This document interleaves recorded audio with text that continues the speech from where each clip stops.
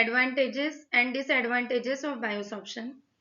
Biosorption is the process where the biomass, including plant waste or bacterial or fungal biomass, can be used for removal of pollutants like hydrocarbons, heavy metals, or azo from the polluted sites, including soil or water. So, this process has certain advantages and disadvantages. First, we will discuss the advantages of biosorption. The first and foremost advantage is cost effectiveness of the process. Biosorption utilizes low cost material such as microbial biomass or agricultural residues or industrial byproducts. This reduces the treatment expenses compared to conventional methods. These biosorbents often require minimal processing, making the technology economically favorable, particularly for developing regions or large scale applications where chemical treatments may be financially unsustainable or impractical. So, as the method mainly focuses on the biomass, which requires low costing, the process becomes cost effective. High efficiency. Many biosorbents exhibit high metal binding capacities due to the functional groups like carboxyl group, hydroxyl group, and amino group present on their surfaces. Also, there are some groups which have affinity for the azo or aromatic rings. All these functional groups make the biosorbent efficient for removal of metal ions and other pollutants even at low concentrations, making biosorption particularly suitable for polishing effluents and treating trace levels of contaminants that are difficult to remove via conventional methods. Environmental sustainability.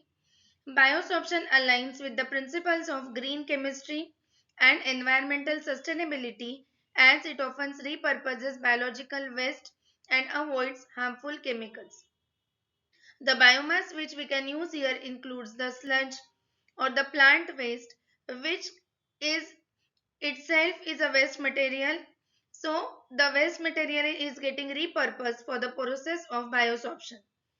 The process generates little to no secondary pollutants and has a low energy requirement, making it cleaner alternative for industrial effluent treatment and as an attractive option for eco-conscious operations. Regeneration and reusability. Many biosorbents can be regenerated using mild dissolving agents like dilute acids or EDTA. Sometimes alkalis can also be used to change the pH conditions or charges on the biosorbent. Desorption is the process where the adsorbed pollutant molecules on the surfaces of biosorbent are removed. So after desorption, the molecules like azo or heavy metals can be regenerated, and if they are not much harm, they can be recovered and reused. At the same time, the biosorbents can be reused for next slot of the pollutants. This reusability enhances economic viability and reduces solid waste generation, contributing to overall sustainability and practicality of the biosorption process in continuous operations. Broad metal specificity. Biosorbents have demonstrated affinity for a diverse array of metal ions, including heavy metals like lead, cadmium, copper, and radioactive species like uranium.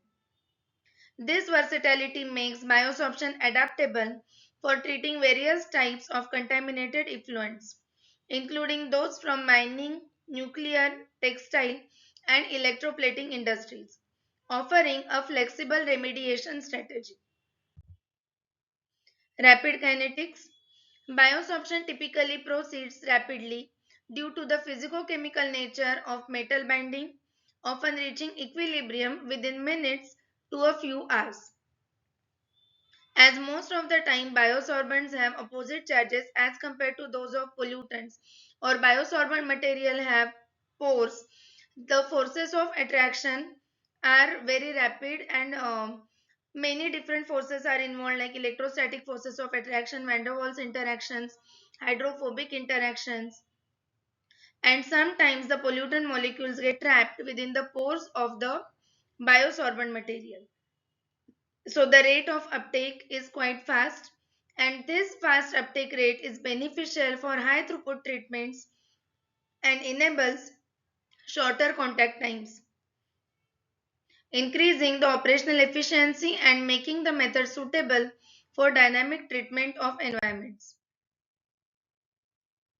Along with these advantages, we need to discuss some disadvantages of the process. So first disadvantage is limited sorption capacity under complex conditions. In real wastewater systems, when we are scaling up and we are using the process for actual wastewater systems, the presence of competing ions, organic matter, and varying pH can interfere with the biosorption efficiency. The biosorbent may exhibit decreased metal and other pollutant uptake in such environments that limits its practical application without prior optimization or pre-treatment to reduce interferences and improve selectivity. Lack of process standardization. Biosorption technology lacks uniform protocols for biosorbent preparation, operational conditions, and performance evaluation. The wide variability in biomass sources and treatment methods leads to inconsistent results, hindering widespread adoption and commercialization. Standardization is necessary to ensure reproducibility and scalability in industrial and municipal water treatment systems.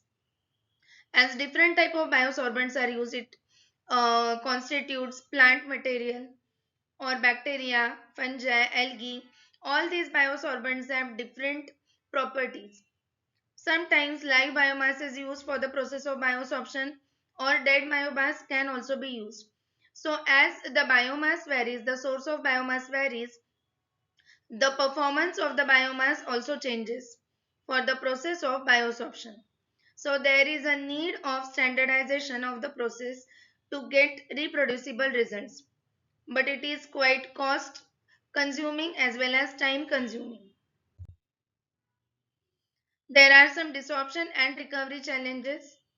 While biosorption is the process where biosorbents are often regenerable, the desorption process may be incomplete or require harsh chemicals, which can degrade the biosorbent over repeated cycles. Every time after the process of biosorption, the recovered pollutants are desorbed. In the process of this desorption, sometimes acids or alkalis are used to change the pH, or ion exchange method is applied. In some conditions, thermal treatments are given where very high temperatures are used or electric fields are applied. All these conditions might lead to damage to the biosorbent. So, if we are using same biosorbent over repeated cycle, there might be severe damage to this biosorbent material. In some cases, metal recovery from the dissolved solution is also inefficient, raising concerns about resource recovery and environmental safety in long-term applications. Biomass disposal issues. After multiple adsorption cycles or exhaustion, biosorbents get saturated with toxic metals and other pollutants. They must be handled as hazardous waste. Improper disposal of these pollutants or of these biosorbents loaded with pollutants may lead to secondary pollution. Safe disposal or stabilization techniques such as encapsulation, vitrification add complexity and cost to the process. It potentially offsets some environmental benefits. The processes which are used for biomass disposal also include incineration, where high temperatures are applied, or it might include stabilization and landfilling, which occupies some of the space. So that makes the process less effective. Scaling up difficulties. Scaling up biosorption from laboratory scale to industrial level introduces engineering challenges such as maintaining uniform flow distribution, biomass clogging, and mass transfer limitations. Reactor design and biosorbent regeneration strategies must be carefully developed to ensure consistent performance and cost effectiveness in full scale treatment facilities. When we are performing the experiments in the laboratory scale, the conditions are most of the times under control. But same thing cannot be present in situ when we are using the technique of biosorption in polluted sites. So sometimes expected results might not be achieved. Sensitivity to operational parameters. This is also one of the disadvantages of the process of biosorption. Biosorption efficiency is highly dependent on parameters like pH, temperature, and ionic strength. All these factors influence metal speciation and binding affinity to the biosolvent. Fluctuations in these parameters can significantly affect performance, necessitating tight control during operations. But control of these parameters is possible only when we are doing the process of biosorption uh, in some regions which are dedicated for the process. But if you want to do the process in situ at the site of the pollution, then maintaining all these parameters is a difficult task. This sensitivity may limit biosorption's robustness in fluctuating industrial effluent conditions. As the natural conditions are always changing, it becomes very difficult to maintain the parameters which affect the process of biosorption. So these are some of the advantages and disadvantages of the process of biosorption.